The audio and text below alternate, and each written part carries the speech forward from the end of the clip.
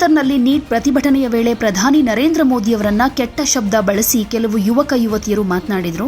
Social ಮೀಡಿಯಾದಲ್ಲಿ viral ಆಗಿ ಆಕ್ರೋಶ ಕೂಡ ವ್ಯಕ್ತವಾಗಿತ್ತು. ಇದಾದ್ಮೇಲೆ ಮೋದಿಯವರೇ ಒಂದು ಸಂದೇಶ ಕಳಿಸಿ ಮಕ್ಕಳನ್ನ ಕ್ಷಮಿಸಿದ್ದೀನಿ ಅನ್ನೋ ಮಾತು ಹೇಳಿದ್ರು. ಇದಕ್ಕೆ ಕೆಪಿಸಿಸಿ ಅಧ್ಯಕ್ಷರಾಗಿರೋ BK ಹರಿಪ್ರಸಾದ್ ಅವರು ಒಂದು ಟ್ವೀಟ್ ಪೋಸ್ಟ್ ಮಾಡಿದ್ದು ಯಾವ ರೀತಿ ಟೀಕೆ ಮಾಡಿದ್ದಾರೆ ಗೊತ್ತಾ? ಇದನ್ನ ತಾನ್ ಮಾಡಿದ್ರೆ ರಾಜತಂತ್ರ, ಬೇರೆಯವರು ಮಾಡಿದ್ರೆ ಅಪರಾಧ ಅನ್ನೋ ಹೊಸ ರಾಜಕೀಯ ಗಾದೆಗೆ ಪ್ರಧಾನಿ ಮೋದಿಯವರೇ ಜೀವಂತ ಉದಾಹರಣೆ. ರಾತ್ರಿ ಸೋಷಿಯಲ್ ಮೀಡಿಯಾದಲ್ಲಿ ರೀಲ್ ಒಂದನ್ನು ಬಿಡುಗಡೆ ಮಾಡಿ ನನ್ನನ್ನು ನನ್ನ ತಾಯಿಯನ್ನು ನಿಂದಿಸಿದ ದಾರಿ ತಪ್ಪಿದ ಮಕ್ಕಳನ್ನ ಕ್ಷಮಿಸಿದ್ದೀನಿ ಅಂತ ಭಾವುಕ ಅಭಿನಯ ಮಾಡಿದ್ದೀರಲ್ಲ ಪ್ರಧಾನಿಗಳೇ. ದಶಕಗಳ ಕಾಲ ಮಹಿಳೆಯರನ್ನ ತುಚ್ಛವಾಗಿ ಜರಿದು ವಿರೋಧಿಗಳ ಕುಟುಂಬಗಳ ಮೇಲಿನ ನಿಂದನೆಗೆ ಮೌನ ಸಮ್ಮತಿ ನೀಡಿದವರು ಇಂದು ಮಾತೃ ಗೌರವದ ಪ್ರವಚನ ನೀಡ್ತಾ ಇರೋದನ್ನ ನೋಡಿದ್ರೆ ಬೆಂಕಿ ಹಚ್ಚಿದವನೇ ಬಕೆಟ್ ಹಿಡಿದು ಅಗ್ನಿಶಾಮಕನಂತೆ ಪೋಸ್ ಕೊಟ್ಟ ಹಾಗಿದೆ ಅಂತ ಬರೆದಿದ್ದಾರೆ.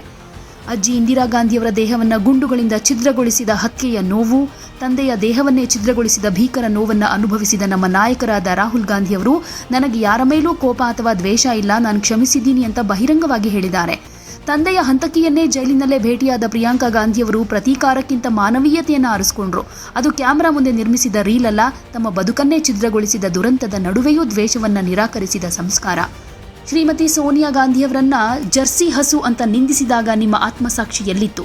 ತುಂಬಿದ ಸಂಸತ್ತಿನಲ್ಲಿ ಸಂಸದೆ ರೇಣುಕಾ ಚೌಧರಿಯವರ ನಗುವನ್ನ ಶೂರ್ಪನಖಿ ಪಾತ್ರದ ನಗುವಿಗೆ ಹೋಲಿಸಿ ಇಡೀ ಸದನವನ್ನ ನಗಿಸಿದಾಗ ಮಹಿಳೆಯ ಗೌರವ ನೆನಪಾಗ್ಲಿಲ್ವಾ? ಸುನಂದಾ ಪುಷ್ಕರ್ ಅವರನ್ನ 50 ಕೋಟಿಯ ಗರ್ಲ್ ಫ್ರೆಂಡ್ ಅಂತ ಸಾರ್ವಜನಿಕ ಸಭೆಯಲ್ಲಿ ಹೀಯಾಳಿಸಿದಾಗ ತಾಯಿ, ಸಹೋದರಿ, ಮಹಿಳಾ ಮರ್ಯಾದೆಯ ಪ್ರವಚನಗಳು ಯಾವ ಗುಹೆಯಲ್ಲಿ ತಪಸ್ಸು ಮಾಡ್ತಿದ್ವು ಪ್ರಧಾನಿಗಳೇ? 2014ರ ನಂತರ ನಿಮ್ಮ ಹೆಸರಲ್ಲಿ ಬೆಳೆದ ಸಾಮಾಜಿಕ ಜಾಲತಾಣದ ಅಂಧಭಕ್ತ ಪಡೆ ಶ್ರೀಮತಿ ಸೋನಿಯಾ ಗಾಂಧಿ, ಪ್ರಿಯಾಂಕಾ ಗಾಂಧಿ ಸೇರಿದಂತೆ ವಿರೋಧ ಪಕ್ಷದ ನಾಯಕರ ತಾಯಿ, ಪತ್ನಿ ಮತ್ತು ಮಕ್ಕಳ ಚಿತ್ರಗಳನ್ನು ಮಾರ್ಫ್ ಮಾಡಿ ಅತ್ಯಂತ ಕೀಳು ಭಾಷೆಯಲ್ಲೇ ನಿಂದಿಸುತ್ತಾ ಬಂದಿದೆ. ಆ ವಿಕೃತಿಗಳಿಗೆ ಎಂದಾದರೂ ಒಂದು ಕಿವಿಮಾತು ಹೇಳಿದ್ದೀರಾ? ಮಹಿಳೆಯರನ್ನ ನಿಂದಿಸಬೇಡಿ ಅಂತ ನಿಮ್ಮ ಭಕ್ತರಿಗೆ ಒಂದೇ ಒಂದು ರೀಲ್ ಮಾಡಿದ್ದೀರಾ? ನೋಟು ಅಮಾನ್ಯೀಕರಣದ ಸಂಕಷ್ಟದಲ್ಲಿ ಬ್ಯಾಂಕಿನ ಸಾಲಿನಲ್ಲಿ ನಿಂತಿದ್ದ ನಿಮ್ಮ ವಯೋವೃದ್ಧ ತಾಯಿಯ ಚಿತ್ರವೂ ರಾಜಕೀಯ ಪ್ರಚಾರದ ಸರಕಾಯಿತು. ಈಗ ವಿದ್ಯಾರ್ಥಿಗಳ ಪ್ರಶ್ನೆಗಳಿಗೆ ಉತ್ತರಿಸಲಾಗದ ಅವರ ಮೇಲಿನ ಲಾಠಿ, ಬಂಧನ ಪ್ರಕರಣ ಹಾಗೆ ಶಿಕ್ಷಣ ವ್ಯವಸ್ಥೆಯ ವೈಫಲ್ಯದಿಂದ ಗಮನ ಬೇರೆ ಕಡೆ ಸೆಳೆಯೋದಕ್ಕೆ ಮತ್ತೆ ತಾಯಿಯ ಹೆಸರನ್ನೇ ಭಾವನಾತ್ಮಕವಾಗಿ ಗುರಾಣಿಯನ್ನಾಗಿ ಬಳಸ್ತಾ ಇದ್ದೀರಾ. ತಾಯಿಯ ಮೇಲಿನ ಪ್ರೀತಿ ಪವಿತ್ರ, ಆದರೆ ತಾಯಿ ಹೆಸರನ್ನ ಪ್ರತಿಯೊಂದು ರಾಜಕೀಯ ಸಂಕಷ್ಟದಲ್ಲೂ ಮತಗಳ ಮೈಲೇಜ್ಗಳಿಗಾಗಿ ಬಳಸೋದು ಪ್ರೀತಿಯಲ್ಲ, ಅದು ಅತ್ಯಂತ ನಿರ್ದಯವಾದ ರಾಜಕೀಯ ವ್ಯಾಪಾರ. ವಿದ್ಯಾರ್ಥಿಗಳ ಭವಿಷ್ಯವನ್ನೇ ನಾಶ ಮಾಡಿರೋ ಬಿಜೆಪಿ ಸರ್ಕಾರದಿಂದ ವಿದ್ಯಾರ್ಥಿಗಳಿಗೆ ಕ್ಷಮೆಯ ಅಗತ್ಯವೂ ಇಲ್ಲ, ಅನಿವಾರ್ಯತೆಯೂ ಇಲ್ಲ. ನಿಮ್ಮ ನಾಟಕೀಯವನ್ನ ಯುವಜನತೆ ತಿರಸ್ಕಾರ ಮಾಡಿಯಾಗಿದೆ. ಕೂಡಲೇ ವಿದ್ಯಾರ್ಥಿಗಳ ಮೇಲಿನ ಪ್ರಕರಣಗಳನ್ನು ಹಿಂಪಡೆಯಿರಿ. ಪೊಲೀಸರ ದೌರ್ಜನ್ಯಕ್ಕೆ ಹೊಣೆ ಹೊತ್ತುಕೊಂಡು ದೇಶದ ವಿದ್ಯಾರ್ಥಿಗಳ ಎದುರು ಕ್ಷಮೆ ಕೇಳಿ. ಕ್ಯಾಮ್ರಾ ಮುಂದೆ ಕಣ್ಣೀರು ಸುರಿಸೋದು ಕ್ಷಮೆಯಲ್ಲ, ಅಧಿಕಾರದ ಕ್ರೌರ್ಯವನ್ನ ನಿಲ್ಲಿಸೋದೇ ಕ್ಷಮೆ. ತನ್ನ ನಾಲಿಗೆಯಿಂದ ಮಹಿಳೆಯರನ್ನ ಅವಮಾನಿಸಿ ತನ್ನ ಭಕ್ತರ ನಾಲಿಗೆಯ ವಿಷಕ್ಕೆ ಮೌನವಾಗಿದ್ದು ಈಗ ಮಾತೃಭಕ್ತಿಯ ಮುಖವಾಡ ಧರಿಸೋ ಈ ಭಂಡತನವನ್ನ ದೇಶ ಗುರುತಿಸಿದೆ ಪ್ರಧಾನಿಗಳೇ.